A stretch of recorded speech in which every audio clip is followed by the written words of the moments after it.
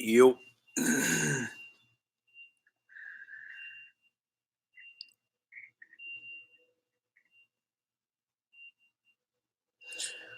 All right, so I wanted to talk about Libra coin. Everybody's talking about Facebook's new platform that they're about to come out with, Libra coin.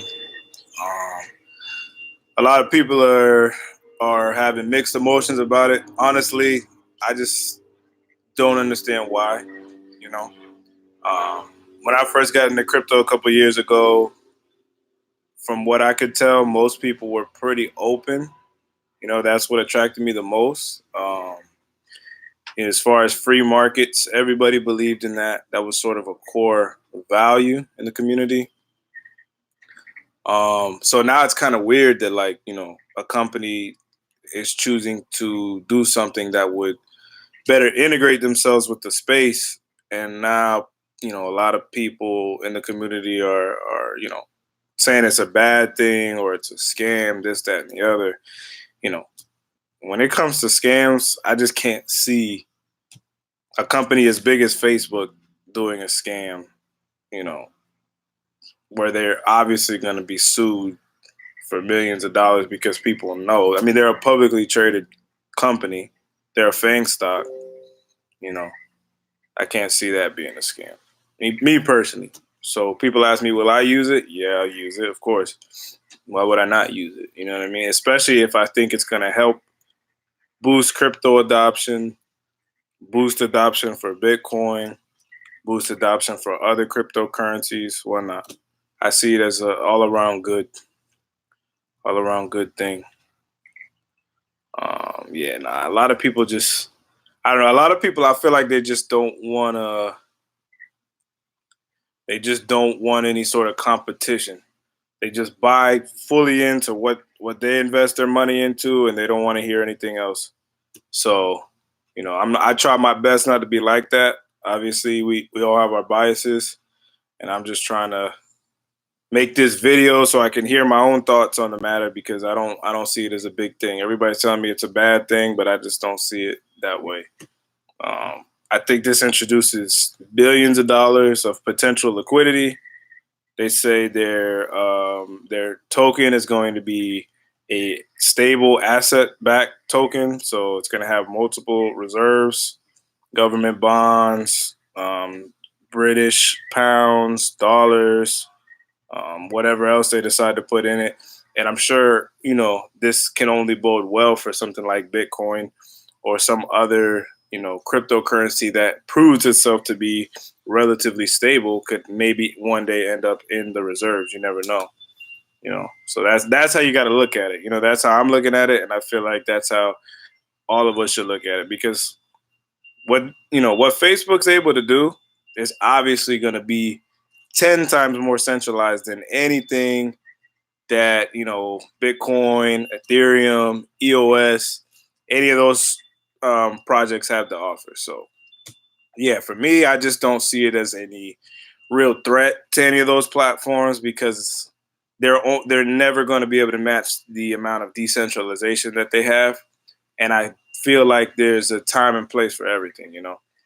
I think with Facebook, it presents a perfect opportunity to roll out a project with training wheels, let people get used to the features that cryptocurrency offers, like instant transactions, not having to go through a bank or a third party to verify that this that and the other. No, you can send your money instantly, and I think that's what Facebook is trying to do.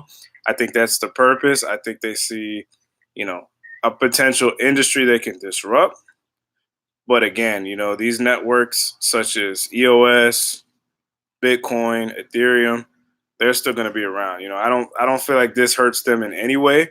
In fact, all I think it does is give them more legitimacy than they already had. Even though, they people should already understand I feel like at this point, with all the regulations that are trying to come out, that they're going to be here to stay. You know. Yeah, so um, fear, man. Fear is one thing I'm just trying to stay away from. 2019, I'm not. I'm pushing all that out of my life. I don't need any of that, any fear-based anything, because it's toxic. It's very toxic. Um, yeah, man. In crypto, you can't be scared, man. That's one thing. You cannot be scared of anything. You know, because if you come in with the mindset of scarcity, I saw somebody in the comments the other section on a video talk about mark of the beast.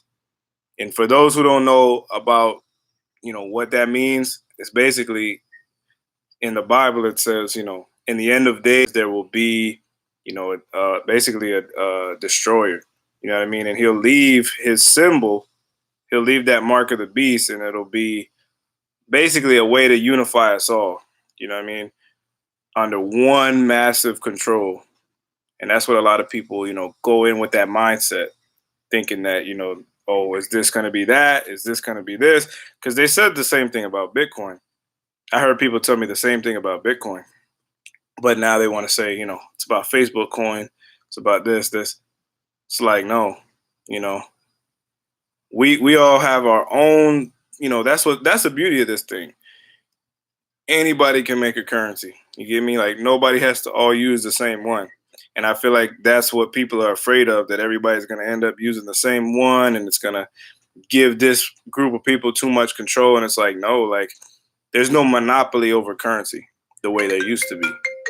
There's no scam likely calls, man. Anybody can use whatever they want to use. You know what I mean? And that's what I'm excited to see being built. Platforms that you can have convertibility with other crypto assets, and if you want to move your assets somewhere else, boom, instant, you could do it. Yeah, man, I don't see this as anything but good. Facebook is a global company. This, like I said, will give cryptocurrency more legitimacy. It will force regulators to not, because right now I've been feeling like they've been dragging their feet. But now it's like, I think they're getting the message to, they're like, okay, we got to make a move quick. We got to do something fast. Facebook is coming out with something. We got to have clear regulations for them to follow. And then I think that makes everything better for the rest of the space. And I think you can already see it happening. Binance, for example, now they block U.S. customers from trading on their platform. Bancor did the same thing, and I expect the rest of the exchanges to really follow suit and start doing the same thing, because while the regulation is still murky, they don't want to risk any sort of potential lawsuits or have to waste time and resources battling these kinds of things. So I think it's good for U.S. customers, number one, that Facebook is doing this, and U.S. crypto traders, because like I said, it'll put the pedal to the floor and make these guys really pay attention and regulate properly, because that's really what we need. Yeah.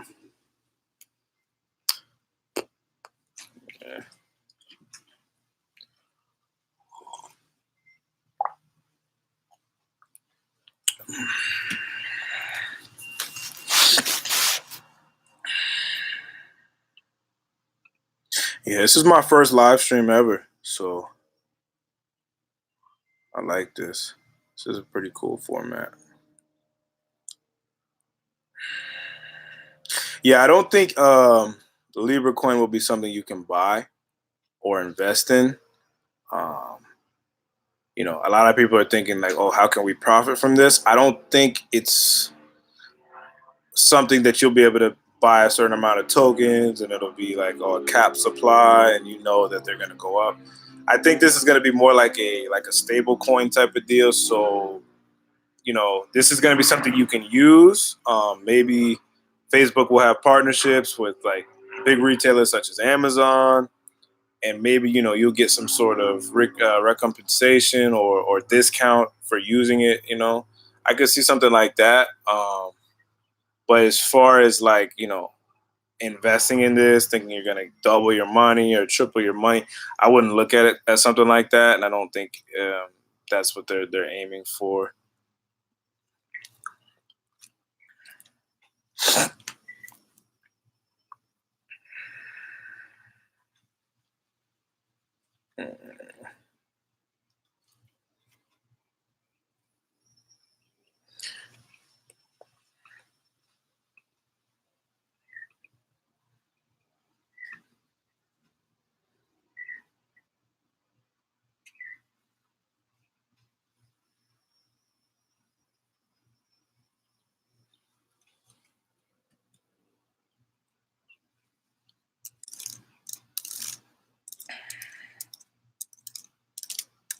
What else?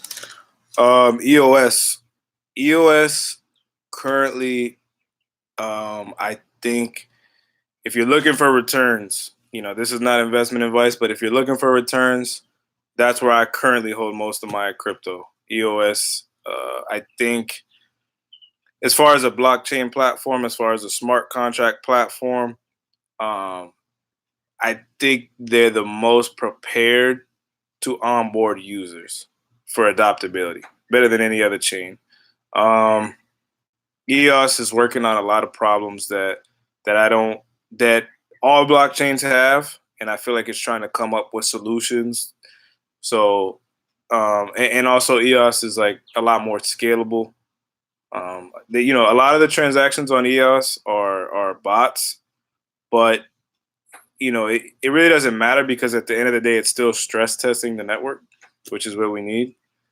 And I feel like what's good about EOS is the amount of games.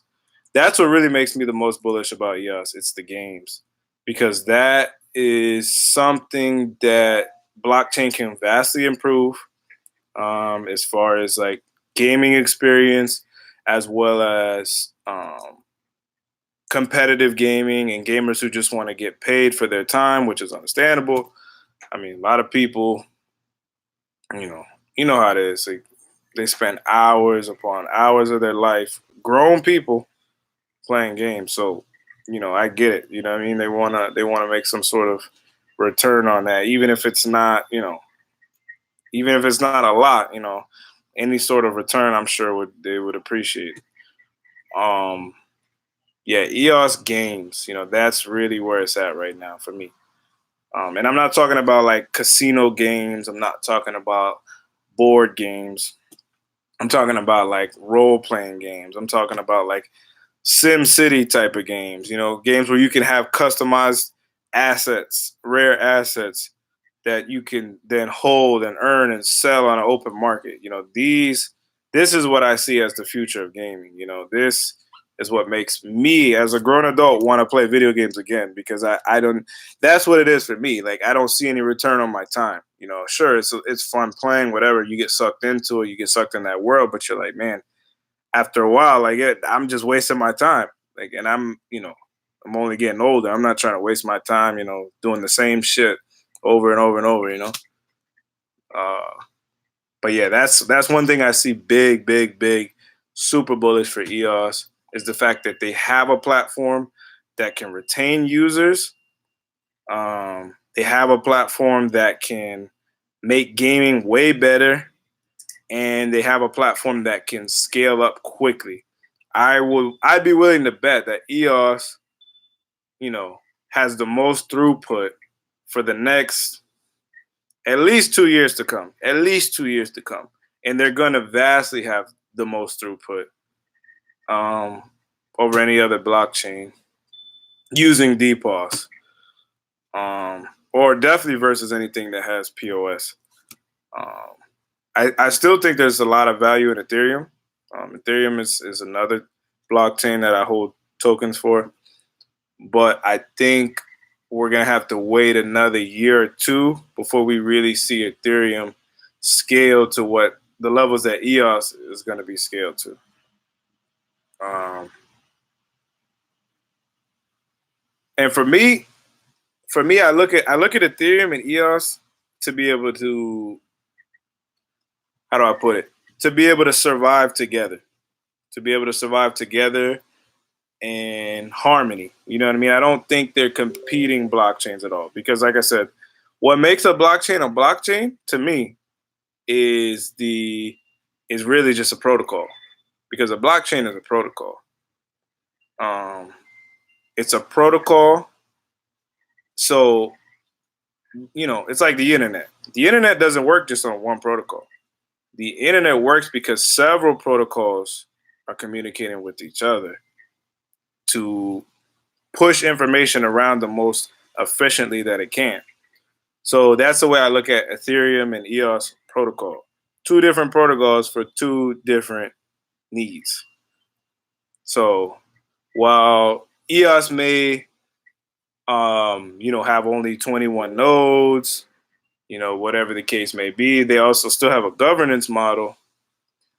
For whatever reason, if that fails, I think one day what'll happen is they'll connect it to, they'll find some way, and I could be wrong about that. This is what I think is going to happen, but they're going to find a way to download or to basically connect or import the whole EOS blockchain into Ethereum. They'll connect it somehow, have a backup, so that if anything happens, on the ES blockchain where it gets shut down, or for whatever reason the block producers collude and they alter the change, or they break the chain in some sort of way, or the chain for just whatever reason is just not functionable, all those transactions and everything running on EOS would just be able to get pushed onto Ethereum, and they'll log all the transactions, and then they'll just build another EOS chain, or they'll throw up another, something, similar, or whatever the case may be, with all the old transactions on it, and it'll just keep going on and on like that. Where Ethereum, because I feel like it's so indestructible in a sense, because of the fact that it's so hard to really take down Ethereum, because anybody can throw on their computer and become a validator in the network, especially in the future when they move to proof of stake. Anybody will be able to do that in any part of the world. And versus 21 validators, they're going to have millions of validators. So it's not something that you can overregulate. It's not something that you can, there's nothing you can really do to really stop that from being a thing. In the same way that people still torrent files. That's how I look at it. Like, it's not going to be something you can ever stop. So I look at Ethereum is like right there with Bitcoin. It's pretty much indestructible. The only thing that can destroy Bitcoin, well, two things. Two things can destroy Bitcoin. One is if the real Satoshi comes out. If the real Satoshi comes out, and for whatever reason, he decides to sell his Bitcoin holdings, or he can prove he's Bitcoin, or the creator of Bitcoin, and he says, oh, this is a failed experiment. I think that would be so detrimental to Bitcoin that it could tank the price. People would lose confidence in it, and they would migrate to something else. That's number one. And then number two, I think it's very possible that the government, well, I think it's just the number two option. I feel like it's more likely to happen. And it's just that basically it just becomes solely for rich people.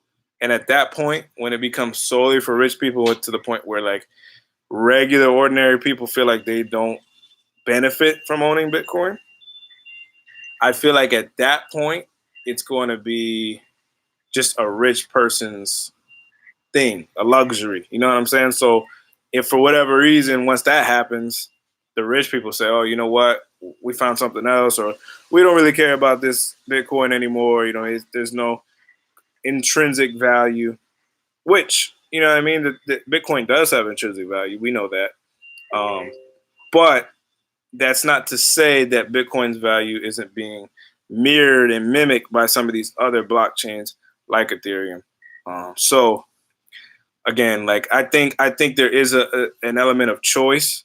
I think Bitcoin provides value, but I also think what Bitcoin does can be accomplished by other chains. And the the scarcity nature of Bitcoin, I feel like is what really makes Bitcoin scary to hold long term for me. I mean, in the short term, it looks like definitely it's going to go up. You know what I mean, right? Because supply and demand. The less you own of something, the less supply there is of something, the more value that it's going to get. Obviously, so in the short term, Bitcoin is going to go up. But long term, it's like, okay, once it gets to the point where it's too scarce, it's too hard to come by. Like, why put so much effort into trying to get something that has, it's just scarce? Because if scarcity just equal value, you get me? Like, then it wouldn't, then anything could be valuable. I could make a certain type of dirt valuable. And in a sense, it will be. Like, if there's only a certain type of rare sand, for example, even if that sand doesn't really accomplish a whole lot, it's a little bit more valuable because it's scarce. And people will put things on it to try to do with it to, give it value. But at the end of the day, there's still only so much you're gonna do for dirt. You get me? And that's not to say Bitcoin is dirt, so that's a terrible analogy. But you get what I'm saying. Like, there's no real, it gets to a point where something can be too scarce. And I just say it like that. Utility, the way I see it these days, utility is the most important feature in any project. That's what I'm looking for. Utility. How can it be used? How can it be used by a lot of people? Because that's where I think money comes from. Money comes from value, and value is derived from people. So scarcity just means the hands of a few, and that makes, just like a crypto blockchain, the hands of a few makes it more centralized. And the hands of a few means less, more risk, more risk. And that's how I think it should be marketed, to be honest. Centralized versus decentralized. Risky, centralized, because it's the hands of a few, versus decentralized, safe, relatively safe, because everybody has it. What are you gonna do? It's like the U.S. dollar. I mean, everybody's worried that it's gonna tank, and maybe it'll inflate away. But what I see, somebody who's lived in the United States their whole life, is people are comfortable with it because everybody has it. Everybody uses it. You know what I'm saying? So there's nothing to really worry about. Like, if anything were to ever happen to it, like, somebody's gonna have confidence. Somebody's gonna be a creature of habit and still use it. It's not like some rare thing, and there's always more to go around. You can always go get money. I can do whatever I need to do right now. If I need some money, I can go mow a lawn right now if I needed $20. You get me? So that's how I think money needs to be. It shouldn't be so scarce that I can't go get it if I need it. You get me? And so that's really the main thing. Has to circulate. Has to circulate. What else? It's been a while since I made a video, so I'm just kind of trying to put all my thoughts into one video. I'm really confident. Honestly, I'm just really confident where I'm at right now, what I'm holding. Seen the market go up. I've seen the market go down. And for me, I'm just at that point now where it's like, I don't know exactly. I know we're in for a bull market very soon. Very soon. I don't know if we go down again. I think it's a very strong possibility just because of all the regulation that we're getting. I don't know. It could easily start to scare people, and we could see some massive selling. But I wouldn't be surprised if we just kept going up from here because we are going up in a healthy way, which is good. If you look at Bitcoin, every single resistance level that it hits and it breaks, we come back down, do a little, sell off, and then we come back up, sell off, come back up. So that's good. That's healthy growth. That's what you really want to see. You don't want to see these, oh, Bitcoin 10,000, now Bitcoin 12,000, now Bitcoin 15,000. It's like when that happens, you're setting yourself up for a big correction. And the smart money knows, okay, we made up too much ground too quick. We're gonna have to come back down. So that's when they start selling, and then it leads to more selling and panic selling, and then it's at, oh no, we're dropping below this, and then, So right now it's good. It's growing at a healthy pace. So markets look good. For me, I think this is a good time to buy in. I think this is a great time to buy in if you've never bought crypto before, or maybe you have, you got burned. I think, this is a good, I'm just telling you my opinion. I think this is a good time because all these projects are still at their infancy. You have a chance to be an owner, like a real owner in some of these protocols that are going to literally govern our lives. I mean, first and foremost, the internet. But if you really think about it, the internet, the more it grows, is governing our lives. So that's what you have an opportunity to do.